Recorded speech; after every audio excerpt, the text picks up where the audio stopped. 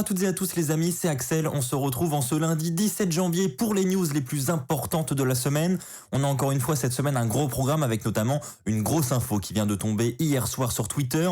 On va parler d'une superstar qui demande à être relâchée par la WWE. Cette même superstar s'est même embrouillée avec Vince McMahon juste avant son départ.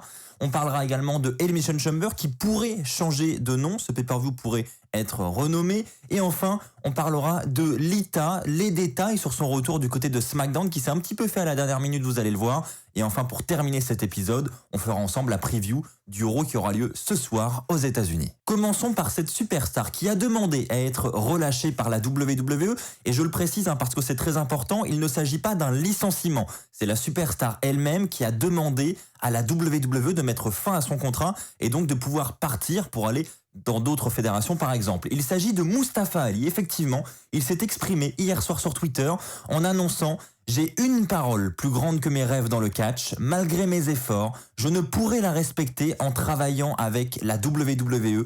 Par conséquent, je demande mon départ de la WWE. » Ce sont des mots assez forts qui montrent quand même que Mustafa Ali, malgré tous ses efforts, malgré tout ce qu'il a essayé d'entreprendre dans cette fédération, n'a pas réussi à obtenir le booking qu'il désirait. Et donc par conséquent, il prend la décision de quitter la fédération la plus populaire au monde pour aller rejoindre très probablement dans les prochains mois une autre fédération et pouvoir là, cette fois, réaliser ses rêves, accomplir de grandes choses. Beaucoup de superstars ont montré leur soutien auprès de Mustafa Ali sur Twitter hier soir parce que évidemment Mustafa Ali brillait par son talent et de nombreux superstars trouvent son départ vraiment dommage, mais ils le comprennent. Et donc on apprend également qu'on a une dispute qui aurait éclaté entre Mustafa Ali et Vince McMahon quelques semaines avant cette annonce de Mustafa Ali. Effectivement, rappelez-vous, Mustafa Ali avait commencé une nouvelle storyline, c'était fin octobre, et cette storyline qui était pourtant prometteuse n'a pas vu le jour.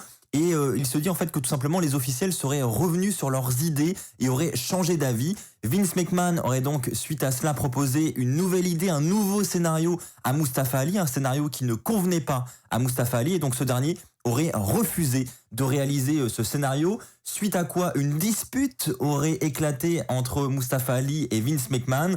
Et depuis ce jour-là, Mustafa Ali n'a tout simplement plus été utilisé sur les écrans de la WWE. Donc peut-être une sorte de punition, en tout cas c'est comme ça que le perçoit Mustafa Ali. C'est également comme ça que le perçoit une superstar qui a voulu rester anonyme du côté de SmackDown. Cette superstar nous dit « Bah voilà, franchement, quelqu'un qui travaille autant que Mustafa Ali, ça ne peut pas être parce qu'on n'a rien pour lui. C'est simplement une punition. » Et pour terminer, on a également un officiel qui nous dit que la WWE a accordé toutes ces demandes de départ de la part des superstars ces derniers mois. Et donc c'est pour ces raisons également que celle de Mustafa Ali devrait être accordée. Et bien tout simplement parce que la WWE licencie de nombreux superstars pour coupe budgétaire. Alors ne pas autoriser des superstars à partir alors qu'elles veulent partir d'elles-mêmes, ça serait quand même le comble, parce qu'une superstar qui s'en va, eh bien ça contribue à l'amélioration du budget. Donc vous l'aurez compris les amis, c'est assez triste de se dire que on en arrive là, que Mustafa Ali est amené à quitter la WWE parce qu'on ne lui donne pas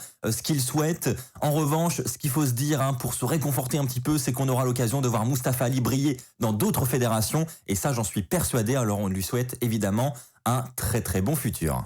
Les amis, parlons maintenant de Elimination Chamber. Vous le savez, c'est tout d'abord une stipulation très populaire, mais c'est également depuis 2010 un pay-per-view à part entière. Eh bien, sachez que la WWE a actuellement pour idée de renommer ce pay-per-view qui est devenu une habitude du côté des calendriers de la WWE. Elle réfléchirait à le renommer en WrestleMania Chamber. Alors rappelez-vous, c'était Backlash en 2021 qui avait eu le droit à ce changement.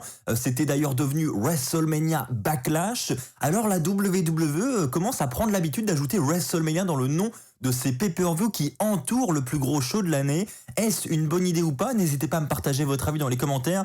En ce qui me concerne, je trouve que WrestleMania doit rester WrestleMania et je trouve que ce n'est pas vraiment une bonne idée de renommer ce pay-per-view. Quoi qu'il en soit, une autre info, c'est que la WWE prévoit également un pay-per-view du côté de l'Arabie Saoudite le 19 février. Alors ça n'est pas encore officiel.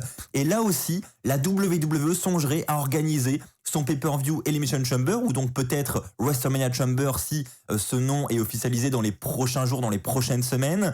Eh bien, elle songerait à organiser ce type de match et ce pay-per-view du côté de l'Arabie Saoudite le 19 février prochain. Ce sera un samedi. Alors là encore les amis, il n'y a rien d'officiel, c'est le Wrestling Observer qui nous rapporte toutes ces infos. Reste à voir si cela va être officialisé par la WWE dans les prochains jours. Les amis, enchaînons avec Lita qui, vous le savez, était présente du côté de SmackDown cette semaine. Eh bien sachez que cette décision était là encore une décision de dernière minute. Personne n'était au courant de la venue de Lita jusqu'à la dernière minute parce que tout simplement Lita a appris la nouvelle la veille. Elle a su seulement la veille qu'elle allait participer à cet épisode de SmackDown. Et tenez-vous bien, son billet d'avion a été réservé le jour même, le vendredi, juste avant SmackDown.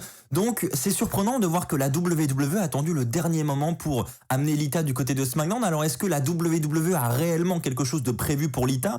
Lita qui d'ailleurs à SmackDown a annoncé qu'elle avait envie de faire un dernier run avec la WWE.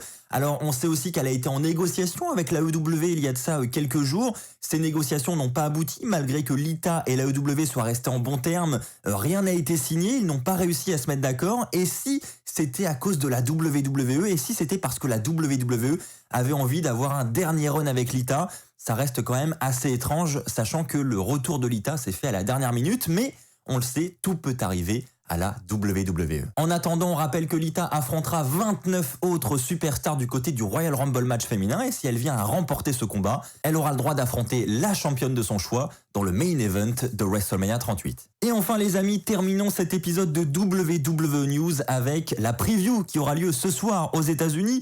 On aura premièrement un segment entre RK Bro, les deux membres de RK Bro, Randy Orton et Riddle. Effectivement, les deux ont perdu les titres par équipe de Raw la semaine dernière. Alors comment Randy Orton et Riddle vont réagir à cette perte ? Est-ce que nous allons assister à la fin de cette équipe qui est devenue quand même l'une des équipes favorites du côté de Raw depuis plusieurs semaines ? Ensuite, on aura Bobby Lashley qui donnera sa réponse au manque de respect de Brock Lesnar. Effectivement, la semaine dernière, on a Lesnar qui est venu quand même trash-talker Bobby Lashley avec la blague du toc toc toc. On en a parlé ensemble dans la review de Raw la semaine dernière. Et donc Lashley veut répondre aux attaques verbales de Brock Lesnar. Et enfin, pour terminer, on aura la réaction de Becky Lynch qui effectivement ira affronter Doudrop du côté du Rumble. Doudrop qui a remporté ce match la semaine dernière. Alors Becky Lynch va venir nous parler de sa future adversaire. Est-ce que quelqu'un va venir se greffer au match ? Parce qu'on rappelle que la semaine dernière, Becky Lynch a tout de même attaqué Bianca Belair durant le match et lui a un petit peu coûté le match. Alors est-ce que Bianca Belair va vouloir s'ajouter au match ? Est-ce que Liv Morgan va vouloir avoir une dernière opportunité ? Est-ce que ce match va se transformer en triple menace ou fatal four-way ? On devrait avoir des éléments très concrets et des réponses cette nuit du côté de Raw. Voilà les amis, c'est ainsi que s'achève cet épisode de news. J'espère qu'il vous aura plu. N'hésitez pas à me rejoindre ce soir aux alentours de 20h30, 21h sur Twitch pour parler justement de tout ça ensemble en direct. On regardera également un épisode du Royal Rumble match. Je ne sais pas encore lequel on regardera, mais on fera ça ensemble. Alors n'hésitez pas à cliquer sur le lien dans la description pour vous abonner au compte Twitch.